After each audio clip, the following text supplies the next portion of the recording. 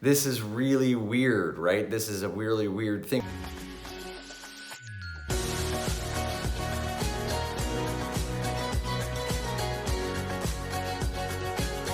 What up, Fam Jam? Justin here with River Kids, letting you know once again what we talked about with your kids this week in the weekly kickoff. We have the time with your kids on Sunday and we love it so much. We have a lot of fun with them, but we also want to set you up to have these great conversations Monday through Saturday, which is a lot more time that you have than what we have with your kids, but we want to be able to help you in any way that we can throughout the week. And so we do this weekly kickoff. We've got some materials and resources on our website, and so hopefully that is a help to you. One of those things, as we talk about, is our take home. All right, we have physical copies in River Kids on Sunday, but also you can go to riverrunchurch.com/kids and you can find it there, a digital copy to download as well, or you can pause this video and just kind of look at it if you would like. So if you have nothing else, this is a really great thing to go through because it literally just breaks down the whole conversation throughout the week, what it looks like, starting with our verse references.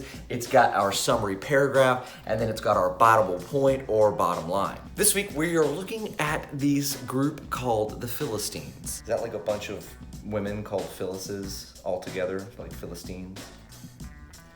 So the Philistines is this other group of people in a town, or they kind of a big army, a big group that had several cities in that area, and the Israelites went back and forth with them a lot. We hear it a lot even during David's time, King David and stuff. They went back and forth with them.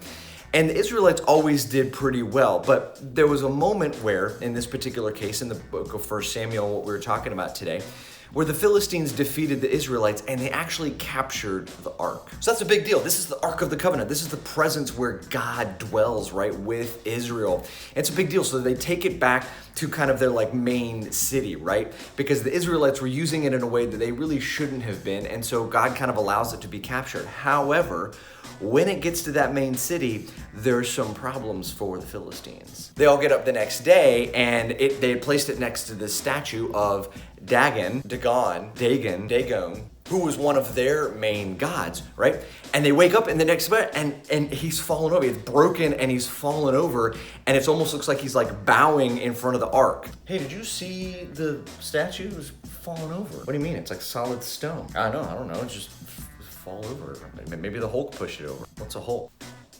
That's kind of weird, right? So they set everything back up, whatever. And then the next day, it's the same thing. And so they're kind of going, this is really weird, right? This is a really weird thing because obviously this is not a real God. It's just this thing that they've set up. It's this man-made thing. It's this false idol. We talked about idols with the kids as well. These things that we trust instead of God. Just a simple definition of idols. We talked about it with Pastor Caleb too in the worship service, right? Idols are just those other things that we trust in front of God. Can be a lot of different things even in this day and age, right? But for them, they had this particular thing and there was nothing, right? And so God's showing them I'm the real thing. And then all sorts of just sores and sicknesses and all this kind of stuff break out, and they're like, oh man, we got to get this thing out of here. So they send it to all 2 or 3 different other cities within the Philistine area.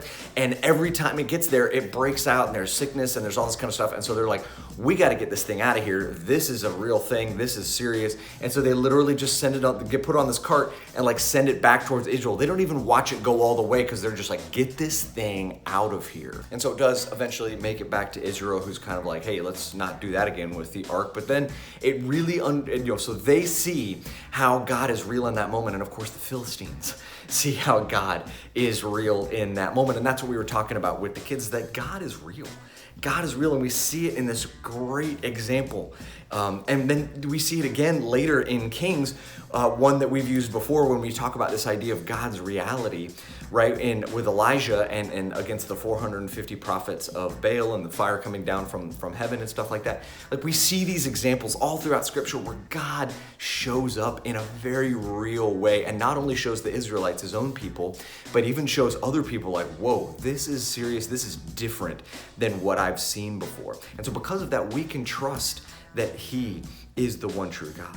And so there you go. You can see it there in our Bible point or bottom line, is that God is real, so we can trust or we can believe that he is the one true God, right? And we just see it, the examples all throughout Scripture, and that's an important part that we keep looking at that, and we keep trusting in that piece. And perhaps many of us have examples in our own lives where he has definitely showed up. Perhaps not in quite that way, but in ways where it said, yeah, God, felt his presence, or I was asking for something and he really showed up. And so we see these examples, and it helps just grow our faith in him. And it's because he loves us so much. He wants the best for us, right? And we see that in our memory verse, Matthew 10:31, that we're doing right now, where that's how valuable we are. We see, right? We're so valuable to God, the most valuable thing. And so he is going to fight for us and care for us, right? We have our throughout the week or family together time here in the middle, just some great suggestions, some different things to kind of continue the conversation in some creative ways perhaps, or even just really natural ways to make the conversation a part of your natural life throughout the week. And then of course we have our discussion question here, which is just a fantastic way to kind of get to know each other maybe a little bit more. How do you answer this question? What are your thoughts on this? How are you processing this? It tells you a little bit more about your kids and perhaps them about you, and just helps you guys get to know each other even that much better. So that's it for this week, friends. I hope that it is a great week of conversation for you. Don't forget, you can find everything you need, the take home, a replay of the online worship service. We have some at-home activity packets you can download, a lot of resources and materials at riverrunchurch.com/kids. Be sure to head over there. It's a great kind of one-stop shop to get all of that stuff and have the most fruitful and engaging conversations you can with your kids this week. Also, don't forget that this coming Sunday, October 3rd, we are having our kid baptism orientations after each service. So 2 opportunities on that. So if that's something that your kids have been talking about or you've been talking about with your kids, come on out, get some more information on that and see what it looks like. All right. So hopefully you guys have a great week, and we'll see you soon.